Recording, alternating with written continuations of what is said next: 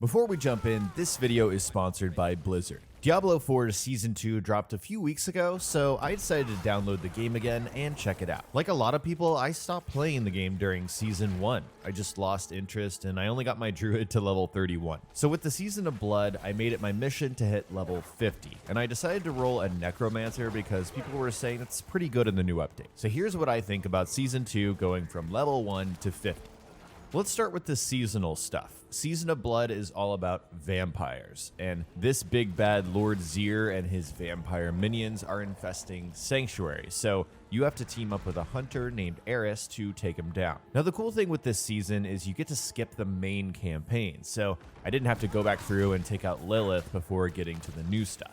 There are story missions, but most of the content has to do with the blood harvest. Basically, every hour, a new part of the world is overtaken with vampires. So you have to go to these zones and complete different objectives, like kill 25 vampires or free 5 prisoners in order to make progress. This is what I spent probably 80% of the time doing, getting to level 50, because it just gives you so much XP. Plus, these events give you favors towards the Tree of Whispers, which gives you a ton of loot and a ton of XP. One of the reasons I stopped playing before is that leveling took forever. Once I hit 30 with my druid, I was already ready to put the game down. It really is so much faster in Season 2, to the point that I'm pretty sure my Necromancer hit 50 faster than my druid hit 30. They also give you a mount at level 25, which makes things even faster. But I will say, if you spend a ton of time just grinding these vampire zones like I did, it gets a bit repetitive, so it's nice to go and do a couple dungeons here and there or a public event.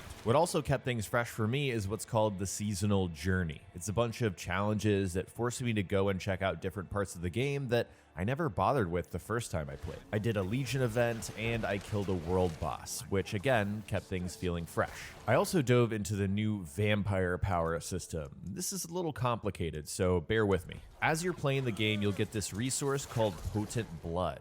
Once you get 25 potent blood, you get to unlock a new power. You get 3 choices of vampire powers, and you can also upgrade a power that you've already gotten before. Once you've got a new power, you get to slot it into this sanguine circle, and there's 5 slots for vampire powers. But in order to activate them, you need to have what's called pacts. These are symbols that are found on your gear. So in order to use the domination power, for example, I need to have 1 helmet pact or 1 symbol on my gear in order to activate it. If it sounds complicated, don't worry. It was for me at first, but it makes more sense once you start playing the game. To tell you the truth, I think the system is more complex than it needs to be. And if you've played Diablo before, you know how often you're getting new gear. It's like every couple of minutes. So when you equip a new piece, this is going to switch up your packs as well, which throws off which powers you have activated. So in the end, I didn't even really think about it that much. This felt like too much to keep track of.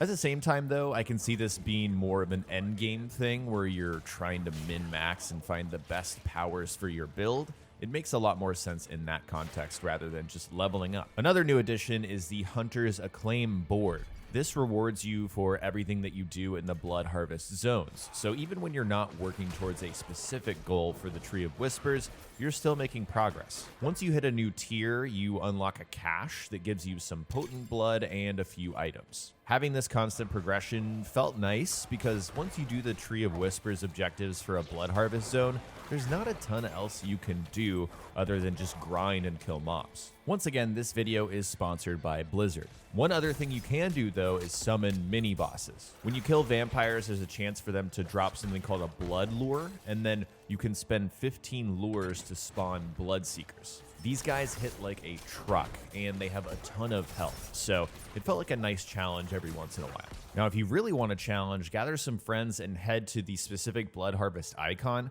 There you're going to find 3 different receptacles where you can drop 50 blood lures each, and I never did this. I did mistakenly, however, drop 50 lures one time to see what would happen. I didn't realize you had to activate all 3. So basically what I'm trying to tell you here is don't make the same mistake I did. If you're by yourself, just do the 15 lure spawn. The only other character I've leveled in Diablo IV is the druid, so it was a really nice change of pace to level the Necromancer. I experimented with a couple different builds while leveling up to 50, and I finally settled on my favorite, which is a Blood Surge build.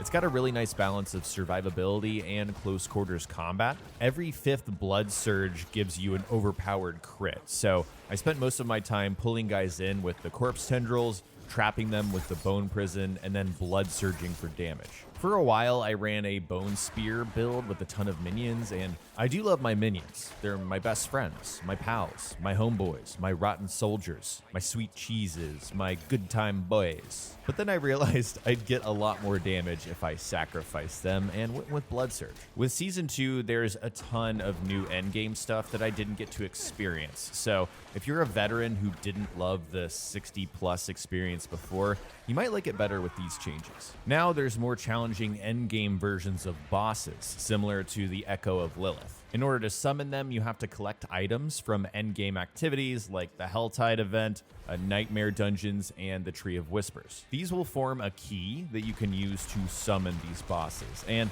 these guys will also consistently drop unique items, so it's less about random chance and more about working towards a specific goal where you know what you're going to get. There's a few more quality of life changes too. Renown is now tracked across seasonal and eternal characters. Some things don't carry over, like waypoints and strongholds and aspects from dungeons, but everything else will. You can also now search and filter your stash instead of searching through it manually, which of course is really nice when you're farming stuff and you have a ton of gear to sift through. Gems are also different now. They're a material, so they stack, which is really nice. They're not clogging your inventory nearly as much, and they can be combined almost like you would with ingredients at The Alchemist.